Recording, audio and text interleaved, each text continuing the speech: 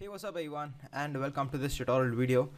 Today's video, people, was a request from one of my subscribers, and he asked me how can he manage lots of different sequences. So say if he's working on a very big project and he is having lots of sequences, how can he rename them, delete them, and stay organized with them? And I think it was a very basic tutorial, and I was pretty sure that most of my subscribers will be knowing this. So what I've decided is I'm going to show him how to do all that, and along the way I'm going to give you some more tips that will really help you make it will really speed up your whole process of working on Adobe Premiere Pro, and it will even increase your efficiency.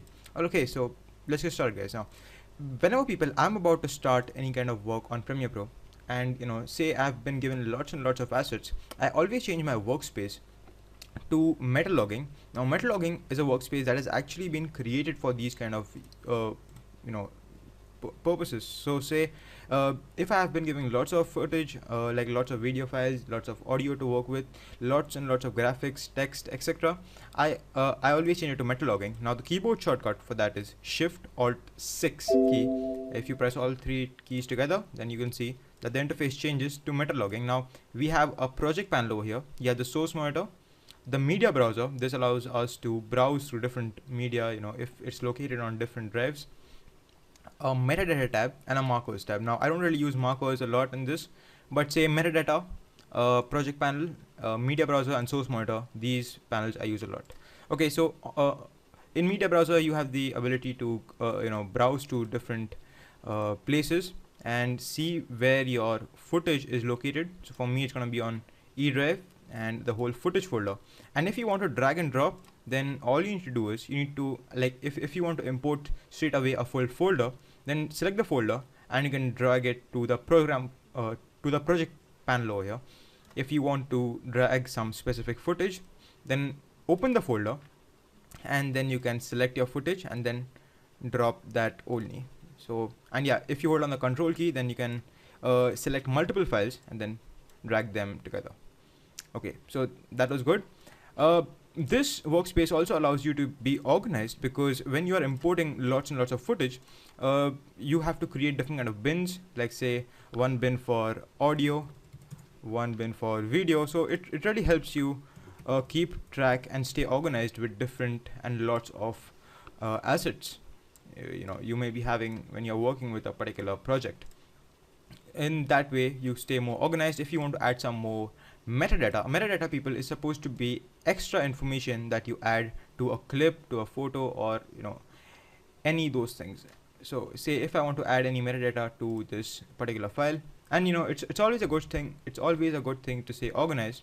So it's always a good thing to name your files. Now I can understand if you are given hundreds of files, now you don't have the time to name all of them. So what I do in that situation is that I rename my folder. So say if this was supposed to be all the cover up videos, or also known as the B-roll, then I name it like this. And then what I'm doing, and then what I do is, and like say now I'm in the editing process, so I'm going to change my workspace back to the editing workspace by the keyboard shortcut Shift Alt 3. So you see that we changed back to the editing workspace. And now over here, when I'm given lots and lots of footage, now I don't have the time to rename them, and all of them are named unappropriately, meaning they don't have proper names. I cannot say that which footage is which. So instead of dragging them straight to the timeline, I like to work with the icon view. And one good trick to this is that if I select a panel and if I hit the tilde key, you'll see that it expands and it takes the full size of my screen. So now if I change to the icon view, you can see that I can see lots of my folders and files without having any problem. So, and yeah, one bad thing about this part is that now if I do a double click on any of my folder, it goes and opens it in a new dialog box. And that's not what I want, because say if I have lots of folder, say if I double click on the audio, on the video, and say if I have lots of other folders, it will keep doing this, and that's not what I want. So to get around this, you need to hold on the control key and then do a double click on the folder, and you can see that just opens the folder and it doesn't create a new dialog box. So yes, you can the best part about this as in the best part about this way of working is that you can actually see your thumbnails, and you can see that they actually have a small preview going on. So if they are not named properly and you want to find out that which part has a particular scene that you're looking for, all you need to do is you need to keep your mouse on top of it, and you'll see that as you move it from left to right, it will actually play that small preview for you, so you can see which clip is going to be useful and which you would really want to work with. So if you don't have the time to rename all of them, you can use this kind of trick. Okay, I'm going to switch back to my list view. I'm going to hit my tilde key again, and tilde key, people, is the key below your escape key. So if you're working on PC with me, it's going to be the tilde key. Okay, alright, that's good. Yeah, now coming to sequences. The best way, once again, of creating sequences, according to me, is just taking your file and dragging it and dropping it onto the new item button. But say for some reason you are actually working with lots and lots of sequences. Say you are working on different phases of the shot, or say you have been given over files that that someone else was working on, and now you need to start the work from there. So in that case, what I like to do is I always like to create a new bin for that. So I always create a new bin and I keep all my sequences in that, and I always for some reason I like to name it SQ, and all my different sequences go in this file, in this folder. And sometimes what happens is, actually I'm going to show this example to you. To my E drive, I'm going to go to my footage folder. I'm going to import the whole folder. Now in this folder, people, there are lots and lots of files, and most of them are not named properly. Okay, most of them are not named properly, people. You can see all kind of stupid files, stupid and not named properly files. And I'm gonna hit my tilde key once again, so it expands and takes the full screen.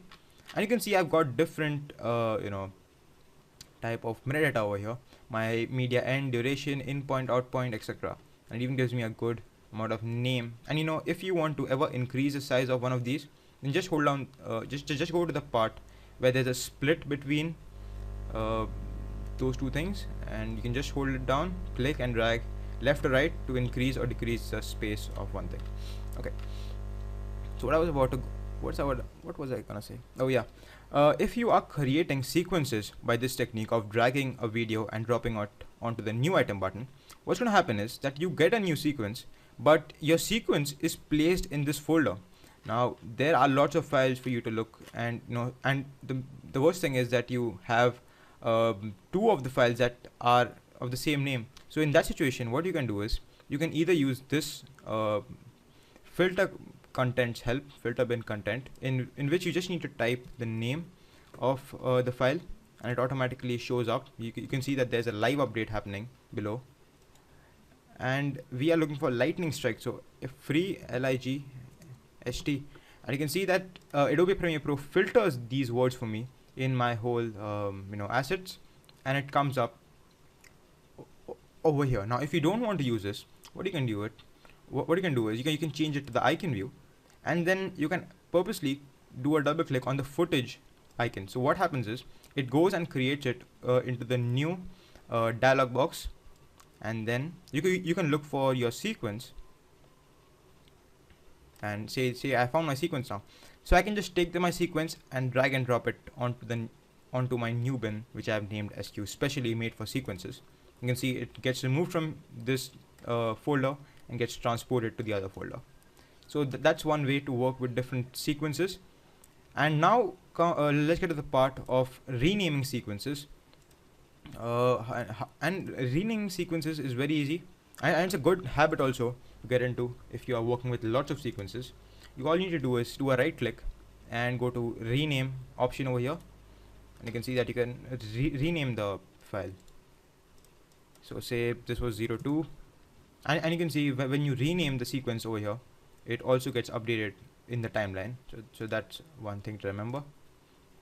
And now we are looking for the woman doing yoga sequence, so I'm just going to type yoga, and Adobe Premiere Pro filters that word for me, and you can see I get my sequence and my footage. So I can take this sequence and drop it onto the SQ bin. It gets transported from this cover up bin, and it gets sent to the SQ bin.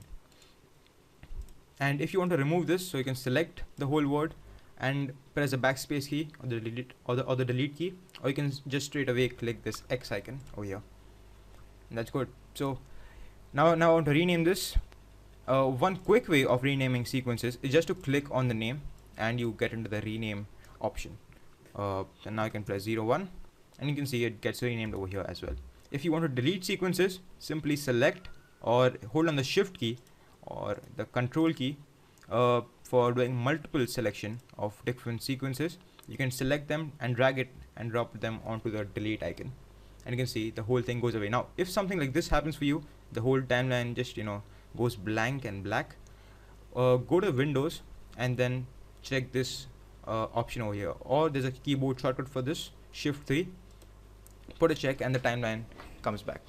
So this was my tutorial video on how to stay organized and work more efficiently in Premiere Pro. Hope this video helped you out, my subscriber who requested the tutorial.